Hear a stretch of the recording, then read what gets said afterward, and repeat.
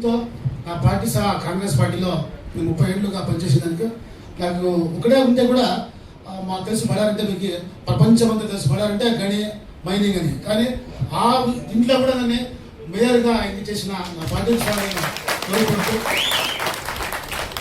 సంతోషం. రాములన్న ఈ అంటే ఈ ఏజ్లో మాకు తాతగా ఏజ్ అయింది, కానీ ఆయన పడే కష్టం ఆ టీం ఎందుకంటే మాకంతా చూసుకుంటాను. కర్ణాటకలో ప్రతి ఒక్క దగ్గర పోతాను, చిక్కబళ్ళాపూర్, మంగళూరు, మైసూరు, బళ్ళారి. నేను చెప్తాను అన్న నాకు మీరు తండ్రుల సమానంగా ఉన్నారు, అంటే మీకున్న జిద్దులో మన యువకులు ముందు రావాలి. మేము మన సత్యన్న కానీ మన జయరాం అందరూ ప్రతి ఒక్కరికి ఉండేదంటే కులం మీద అభిమానం, కులం మీద గౌరవం, కులం మీద ఇది ప్రతి ఒక్క కులం. ఆ కులం మీద గౌరవం అభిమానం ఎప్పుడు పెంచుకుంటామో ఆ కులం పుట్టిన సార్థకమవుతుంది. మనిషి చావు పుట్టు రెండు ఉంటాయి. ఆ చావు పుట్టులో మేము ఉండే మనం ఉన్నప్పుడు మన అంటే ఏమంటే మన పిల్లలకి ఏమి ఇస్తున్నాం, మేము మా సమాజాన్ని ఏమేమి ఇస్తున్నాము ఇచ్చిపోవాలి. అంటే మనం పని చేస్తే ఆ పిల్లలు కూడా బాగుంటారంటూ నాకు ఒక అవకాశం ఇచ్చినారు. నాకు చాలా సంతోషమైంది. ఈ ముందు సందర్భ ನನಗೆ ಭಾಳ ಸಂತೋಷ. ಯಾಕಂದರೆ ನನಗೆ ಭಾಳ ಖುಷಿ. ಆ ಸಮಾಜದಲ್ಲಿ ಹುಟ್ಟಿದ್ದೀನಿ, ಆ ಸಮಾಜಕ್ಕೆ ಜೀವನ ಮಾಡ್ತಿದ್ದೀನಿ, ಆ ಸಮಾಜಕ್ಕೋಸ್ಕರ ಏನಾದರೂ ಮಾಡೋಣ, ఆ సమాజకోసం ఏదైనా ఇవತ್ತು ఇదెల్ల ఈరోజు ఇదంతా చూస్తున్నాము. ప్రతి ఒక్కరూ మా సమాజం పడుతుండే కష్టాలు, మా సమాజకు అయ్యే అన్యాయం, మా సమాజకు అవుతున్న దౌర్జన్యం గురించి చెప్పినారు. దయచేసి మనం దానికి ఎగిరించాలి, అందరూ మనం సాధియాల. లేకుంటే ముందు మన జనాంగానికి ఏం మిగిలేదు. కానీ ఉత్తర భారతంలో అక్కడ పోతే అంటాం యాదవ్ అని. మాకు ఇక్కడ కర్ణాటక, ఆంధ్ర, మహారాష్ట్ర, తమిళనాడు, కేరళలో మాకేమంటే హైదరాబాద్లో బలం ఎక్కువ. మాకు అంటాం హైదరాబాద్లో యాదవ్ మీ పాటలు, మీ ఇది మీ ఆ సంబరాలు, ఆ జాతర చూస్తుంటే చాలా సంతోషం. హైదరాబాదే మాకు ఈ దక్షిణ భారతంలో హైదరాబాద్లో పులిబిడ్డ యాదవ్కి చాలా ఇష్టం. వేడుకలతో మమేకం చేస్తున్నారు. అనునిత్యం నేనున్నాను. ఈ రాష్ట్రంలో కాకుండా చుట్టుపక్కల రాష్ట్రాలలో, దక్షిణ భారత రాష్ట్రాలలో ఖచ్చితంగా అందరి కోసం, యాదవ్ కోసం కష్టపడుతున్న వ్యక్తి ఈ రోజు ఒక ఏజీ అయినా గానీ ఒక యువకుల్లాగా కొట్లాడుతున్నాడంటే అది రాములన్నకే ఘనకార్యం. ఎందుకంటే ఆ రోజు కృష్ణుడు అని చెప్పుకోవడానికి ఎంత ఉందో ఈ రోజు యాదవ్ కోసం కష్టపడుతూ మరొక కృష్ణుడు చెప్తున్నా. ఎందుకంటున్నానంటే ఈ రోజు ప్రతి ఒక్కరికి ఎక్కడేం జరిగినా యాదవ్ వస్తుందంటే ఒక రాములన్ననే. ప్రతి చిన్న విషయమైనా పెద్ద విషయమైనా ఖచ్చితంగా రాములన్న వస్తుంది. కాబట్టి ఆయనకు ఆరోగ్యాలు ఇవ్వాలని మర్యాద దేవుని ప్రార్థిస్తూ ఈ అవకాశం ఇచ్చిన పెద్దలందరికీ ధన్యవాదాలు తెలియజేస్తున్నాను. జై యాదవ్, యాదవ్ ఐక్యత. మరి అదేవిధంగా అనేక ఈ దేశంలో మరి యాదవుల పాత్ర ఒక గణనీయమైన చరిత్ర గలదు. ఈనాడు ఉత్తరప్రదేశ్ కావచ్చు, బీహార్ కావచ్చు, అనేక రాష్ట్రాలల్లో మరి యాదవులే ఈ భారతదేశ చరిత్రని, భారతదేశ రాజకీయాలని మలుపునిస్తున్నటువంటి చరిత్ర మనం చూసాం. గత 20 సంవత్సరాలుగా భారతదేశ రాజకీయాలని అనేక సందర్భాలలో అది బీహార్ కానీ ఉత్తరప్రదేశ్ కానీ రాజకీయాలు నిలబడ్డ చరిత్ర చూసాం. అదేవిధంగా తెలంగాణ రాష్ట్రంలో అత్యధిక జనాభా కలిగి ఇవాళ ఏ గ్రామానికి వెళ్ళినా, ఏ పల్లెకి వెళ్ళినా అత్యధిక జనాభా కలిగినటువంటి మన జాతి యాదవ జాతి. మరి తెలంగాణ అనగానే ఆనాడు తెలంగాణ సాయుధ రైతాంగ పోరాటానికి కొమరయ్య వారసులో మన యాదవ జాతిని సందర్భంగా గుర్తు చేస్తారు. ఆనాడు ఉమ్మడి తెలంగాణ రాష్ట్రంలో బాంచన్ ద్వారా కాలు మొక్కుతున్న ప్రజల్ని బందూకు బట్టి దొడ్డి కొమరయ్య మరి అమరత్వం పొందినటువంటి నేల. అందువల్ల ఈ తెలంగాణ అనగానే యాదవులకు ఒక బలమైన స్థానం ఉన్నటువంటి ప్రాంతం. అందువల్ల సోదరులారా, ఇవాళ జరుగుతున్నటువంటి మన ప్లీనరీ ఒక ప్రత్యేకమైనది.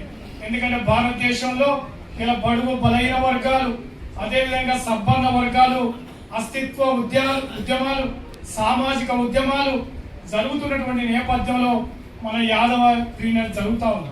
అందువల్ల ఈ సందర్భంగా గుర్తు చేసుకోవాలి. ఇప్పుడే అనేక అంశాలు చెప్పడం జరిగింది. సరే, ఇలా భారతదేశ పార్లమెంట్లో కానీ, చట్ట సభలలో కానీ, లేకపోతే గ్రామాలలో మరి రాజకీయం కానీ, సామాజిక కానీ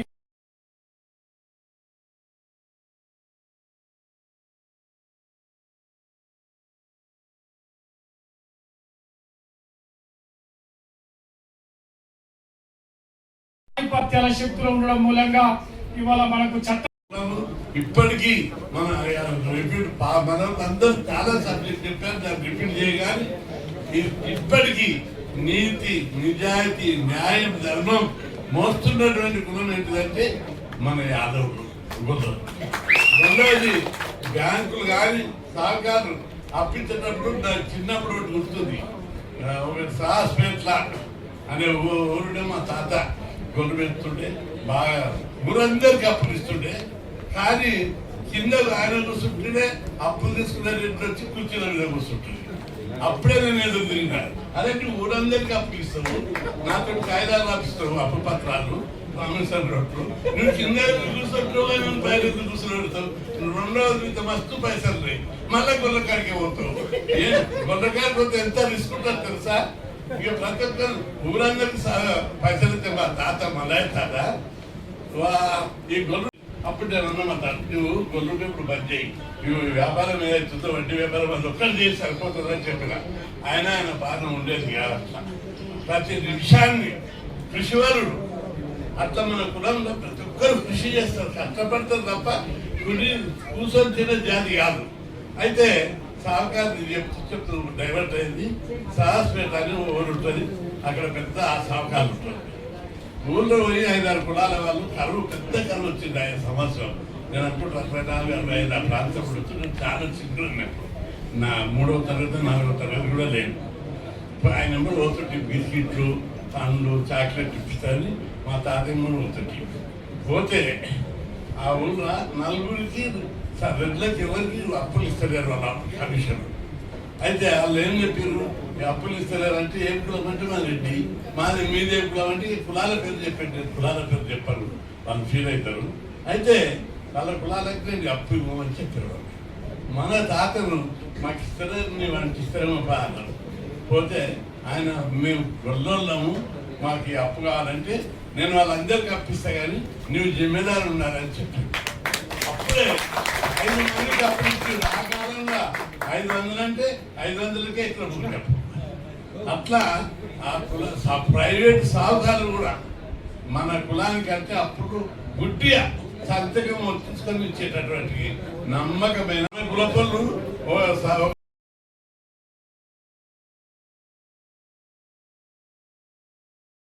లేదా, ఆ కంపెనీ పెడితే లాభం ఉంటుందా లేదా, ఆ వ్యాపారం చేస్తే లాభం ఉంటుందా లేదా, ఎందుకు ఈ కారం రొట్టె ఈ గొర్రెకాడికి కొంత దాదాపు కానీ మనోళ్ళు ఆలోచిస్తారు. పెద్ద కులపళ్ళు ప్లాన్ చేస్తూ ఉంటారు, పెద్ద పెద్ద లోన్లు తీసుకోవాలి, ముంచాలి, పైకి రావాలి. అట్లా వాళ్ళు చాలా స్పీడ్గా డెవలప్ అయ్యారు. మనోళ్ళందరూ నాకు ఒకసారి సంతోషపరిస్తారు. ఈ నీతి, నిజాయితీ, న్యాయం, ధర్మం బతుకున్నదంటే మన కులమైనతోటే బతికిస్తున్నారు. భగవంతుడు ఈ కులానికి పెద్ద ఇంజక్షన్ ఎక్కించి పంపిండని చెప్పి సంతోషపడతాడు. అందుకే మీ అందరికి నేను మనవి చేసింది ఏంటంటే, ముంచొద్దని చెప్పగానే లోన్లన్నీ తీసుకోవాలి. కులం డెవలప్ కావాలంటే ఎట్లా డెవలప్ అవుతుంది? ఆర్థికంగా డెవలప్ కావాలి. ఆర్థికంగా పైసలు సంపాదించాలి, బ్యాంకులు రాదు, గవర్నమెంట్ ఇచ్చే స్కీమ్లు, ఎక్కడ అవకాశం ఉంది అక్కడ వృత్తి మార్చాలి, వ్యవసాయం మార్చాలి, ప్రతి రోజు పద్ధతులు మార్చాలి. ఇంకా కుల విద్య మానకుల గువ్వలు అన్నట్టు నేను ఇంకా కుల విద్య గుర్రకాడికి పోతా. వాళ్ళు బజ్జి బిజినెస్ ఉండని కానీ మళ్ళా సైడ్కి వెళ్ళిపోవాలి. రియల్ ఎస్టేట్ చేయాలి, వ్యాపారాలు చేయాలి, బ్యాంకులో తీసుకోవాలి. మీకు ఏమైనా ప్రాబ్లం అయితే చెప్పు, బ్యాంకులను బెదిరిస్తా, నా పేరు చెప్తే రాస్తారు. మీరు పోలీసులలో కానీ తహసీల్ ఆఫీసులో ఉండి, కలెక్టరేట్లో కొండి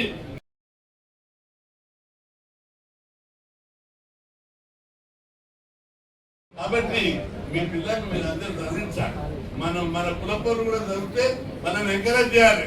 ఎవరికైనా సీట్ దొరకలేదు నాకు చెప్పండి, నేను చిట్టి రాస్తే గజ ఉరుకుంటిస్తాను.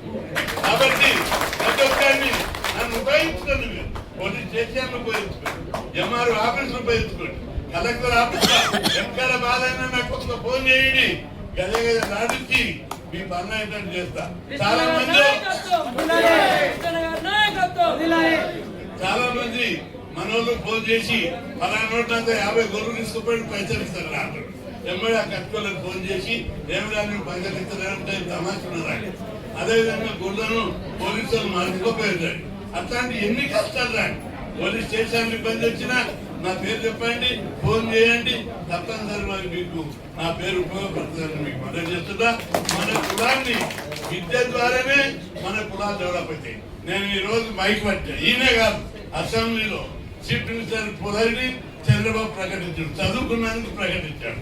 మా అన్న చదువుకోలేదు, వ్యవసాయం చేస్తున్నాడు, పంచె కట్టుకొని పొలాలలో పనిచేస్తున్నాడు. తేడా ఏంటిది? నేను చదువుకున్నా కాబట్టి ఈడ ఇంత పైకి రాలేదు. నా చుట్టూ పదవులు ఇస్తామని అన్ని పార్టీలు నా చుట్టే తిరుగుతాయి. నేను ఎమ్మెల్యే ఇస్తా, నేను చీఫ్ మినిస్టర్ చేస్తా, నేను ఎంపీ చేస్తాను, పార్టీ తిరుగుతాయి.